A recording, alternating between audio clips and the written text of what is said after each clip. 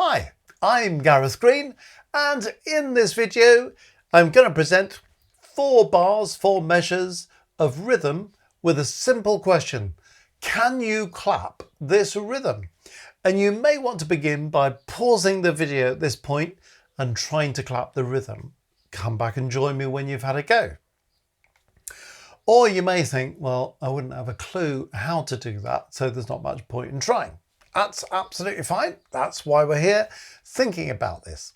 Because in my experience, I've spent decades in the exam room listening to people doing their sight reading test, and the number of times people have sort of found the right notes, the right pitches, but the rhythm has just been all over the place.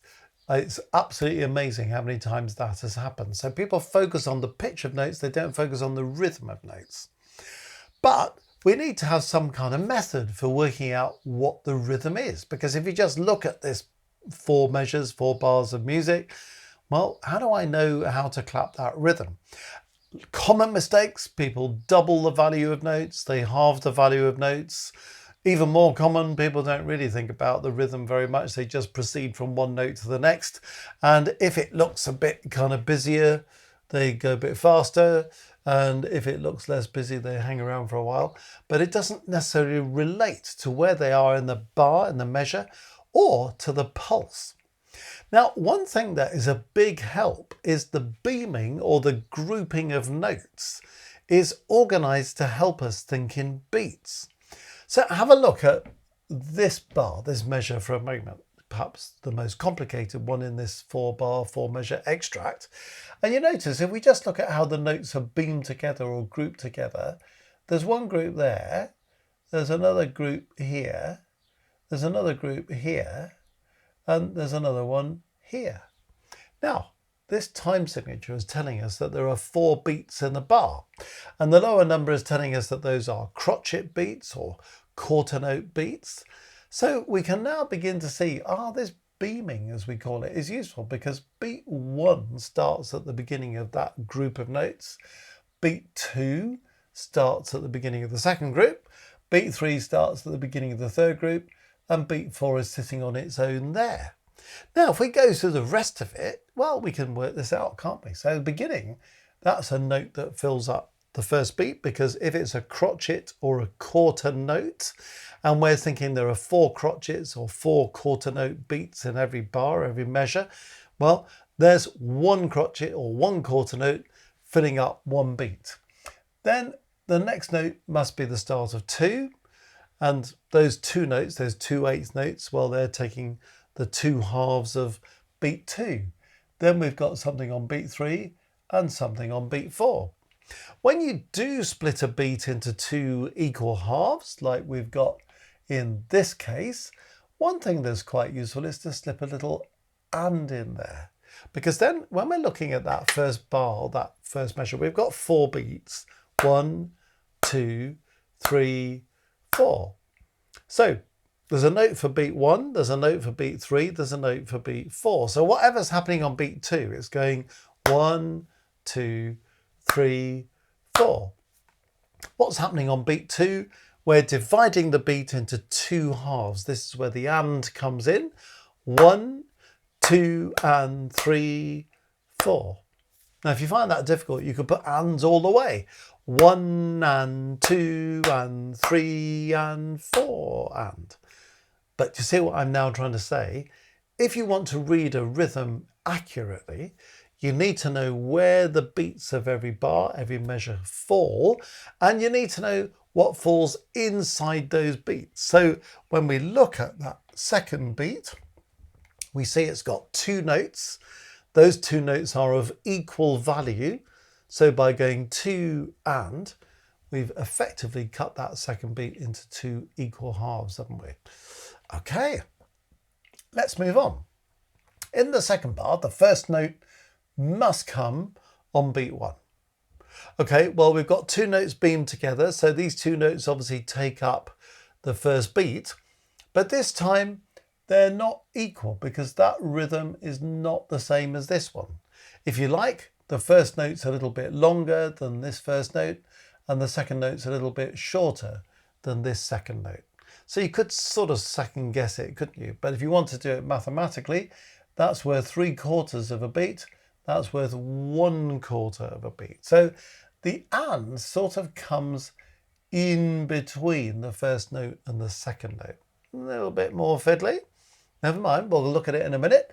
So this note comes on beat number 2, and the rhythm we meet here is exactly the same as the rhythm we met there. So this is another 2 and. The next note starts life on beat 3, but this time, because this has got 2 beats on it, it's soaking up all of beat 3 and all of beat 4. Okay, so let's look at the second bar, the second measure. So this first bit is the most awkward. I'm going to go 1 and. Okay, do you see how that goes? 1 and. Because I've got a note on 1, then I have to count and then the second note comes after and before 2. 1 and. That takes a little bit of getting used to. But it's difficult to go 3/4, quarter. But if you go 1 and, you can kind of find your way. Then we're going to go 2 and. Then we're going to go 3, 4. So the second bar, the second measure goes 1 and 2 and 3, 4. Or if you want to count the ands, 1 and 2 and 3 and 4 and. See if you can now put the first 2 bars together, the first 2 measures. 1, 2 and 3, 4. 1 and 2 and 3, 4. Okay, so you see how that works. Well, we've started talking about the third bar already. You can see that in the first beat here, we've got this first note starting on 1, but we've got this beat now divided into 4 equal parts. Those notes are 1/4 of a beat each, aren't they? So in fact, the and must come there on the third note. So now we can think, okay, I've got 2 notes in 1, I've got 2 notes in and. 1 and. 1 and.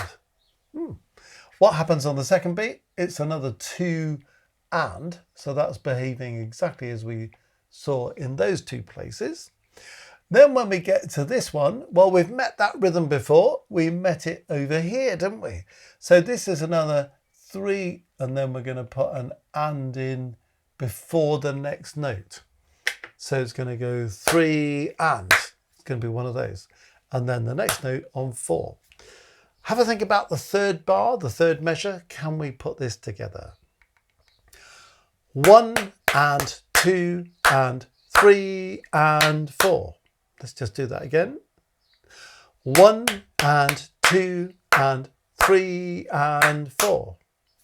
Okay, what about the last bar, the last measure? This obviously happens on 1, but then we've got a rhythm we've not met before. So we've got half a beat, then 2/4. So the first of those quarters, those 16th notes, those beats that are worth 1/4 of a beat, must be on and then we've got 2 notes on the and, haven't we?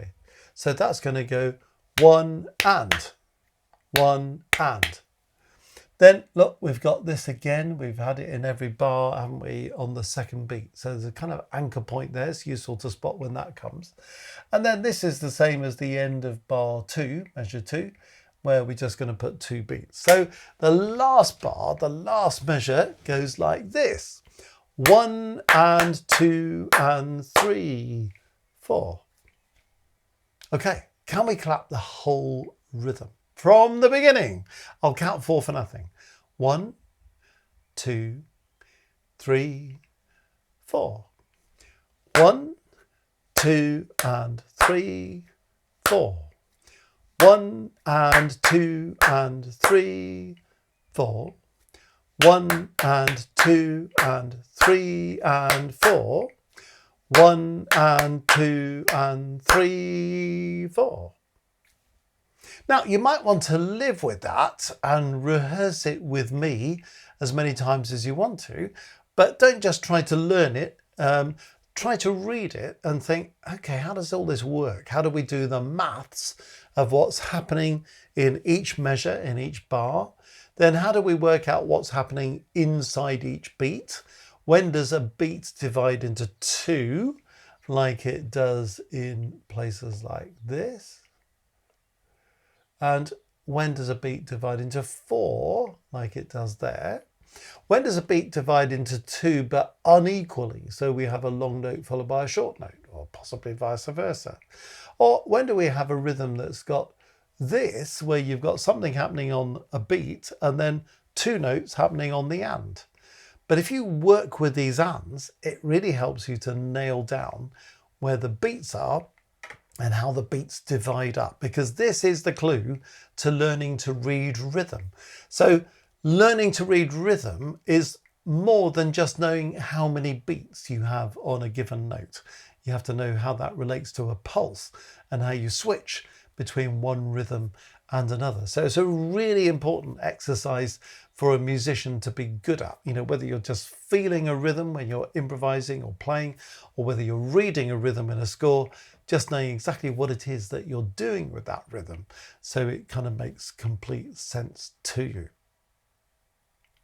Well, if you've found this video helpful, let me invite you to have a look at the Music Matters website, www.mmcourses.co.uk.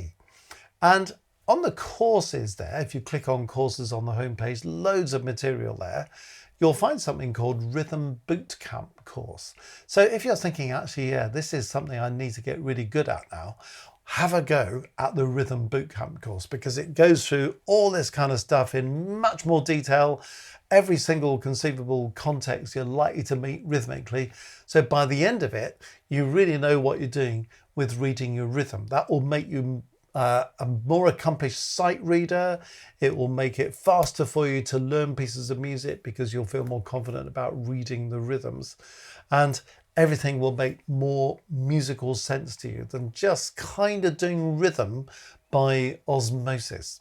So have a look, see what you think. Rhythm Bootcamp. Lots of other courses for you to look at while you're there. www.mmcourses.co.uk.